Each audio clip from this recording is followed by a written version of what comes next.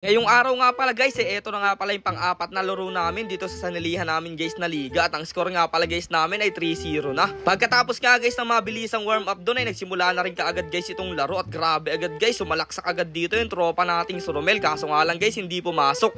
Pero napakagandang rebound dyan guys ni Bato. Talagang pasok din yung tira niya. Dito nga guys sa simula ng laro ay medyo mabilis nga pala yung play namin. At eto nga guys, munti ka na maago sa akin yung bola. Buti na lang guys na ipam-fake natin, sabay na ipasok pa natin. Habang bino-voice over ko nga guys tong vlog na to ay natatawa ako nung pinapanood ko yung mga pasahan namin dito. Talagang mga acrobatic pa guys na pasahan, pero buti na lang guys ay pumapasok pa rin yung mga tira. Tapos sunod-sunod rin nga pala yung mga steal namin dito guys, at tamang jump shot lang dito si Tupeng. At grabe guys, smooth na smooth lang yun. Pero kahit paano naman guys ay gumagana na rin dito yung mga pasahan at teamwork namin, kaya nakakashoot guys kami. At meron din nga pala guys kami mga kakampi na shooter dito sa perimeter, katulad guys nitong tropa natin si PhilJ. Talaga naman guys pag bumitaw ay pasok na pasok. At napakagandang slow step lang ni Jik doon at kinaliwa pa. Ayun, pasok rin. Dito nga guys sa unang game ay hindi muna ako tumitira at pinapasa ko lang sa mga luag nating kakampi. Tapos eto naman guys, play na to nakakatawa. Pag ikot ko dito guys, sabay step back, hindi ito pumasok guys yung tira ko. Na-rebound dito ni Tupeng at napakagandang bali ni Jik doon guys. Parang nagkapi lang sa ere. Tapos nakikita nyo guys itong tropa natin na sobrang bilis na to. Yan nga pala guys si Romel. Grabe rin guys tumalon yan at nanlilipad din yan. At napakaganda nga pala guys pasa sa akin ni Jik dito. Tamang jump shot lang tayo dyan. Buti na lang guys, umaayon sa atin dito yung panahon at pumapasok yung mga tira namin. Katulad na lang guys nitong counted foul ni Romel. Talaga naman guys naka free shot pa siya guys ng isa. At ayun guys, pasok pa rin. At dito nga guys sa play na to, hinaharas nga pala ako ng dalawang kalaban at napakagandang pasok ko dyan guys. Sabay bigay sa tropa nating si Bato. At napakagandang fake nyan guys. Sabay tira. Oh grabe, pasok pa rin talaga. Buti na lang guys kahit papano pag hindi sumushoot dito yung tira namin sa perimeter ay nare-rebound pa rin yung mga kakampi natin. Katulad na lang guys nitong power rebound dito Peng at talagang naka-counted foul pa rin siya doon. Dito naman guys sa play na to ay sinubukan ko nga palang manalaksak at grabe guys, naipit ako sa gitna. Buti na lang naipasok ko pa rin dito at naitira yung bola. Medyo nakakalamang na nga guys kami sa puntong to. Hinahapit na rin namin yung laro kasi guys baka maabutan pa kami dito ng malakas na ulan. At isang napakagandang play nga pala guys ang ipapakita sa inyo dito ng tropa nating si Balong. Talagang lumipad rin yan guys, sabay hagis na lang ng bola. Buti na lang guys, pasok pa rin. Medyo mabilis na play nga pala guys yung ginawa namin dito. Buti na lang guys, pumapasok pa rin yung tira ko kahit pagod na rin kami sa part na yan. At dito naman guys, si tropa natin si Jeric ang may kapit din binigay sa akin. Sabay bigay ko guys kay Tupeng sa side at napakagandang tira lang nun. Nagtao-tao nga pala guys dito yung kalaban kaya madali lang ako nakalusot dito. At ayan guys, kitang-kita nyo, napakagandang layup din natin dun. At dahil nga guys, medyo malaki na yung lamang namin sa kalaban kaya tinitigil na lang muna namin dito yung bola para masayang naman guys kahit papano yung oras. Ganito kasi guys ang kadalasan ginagawa namin pag lamang na kami sa kalaban at napakaganda pa rin nga pala guys ang salaksak dito no Jik ko. Talagang kinaanan lang sabay Bato, talagang pasok. Eto nga pala guys yung nakakatawa sa isang play ko, muntika na akong mabuta pero inilag ko pa rin kaso nga lang hindi pumasok. At dito nga guys sa point na to ay patapos na dito yung laban kaya tinitigil na lang guys namin yung bola, pero nakagawa pa guys tayo dito ng napakagandang highlights at naipasok pa natin dito yung bola. So bali nga guys, nagtapos na dito yung laban sa part na to at buti na lang guys hindi kami naabutan ng malakas na ulan. At eto nga pala guys yung final score 78-96 kaya nakaka 4-0 na nga pala guys kami.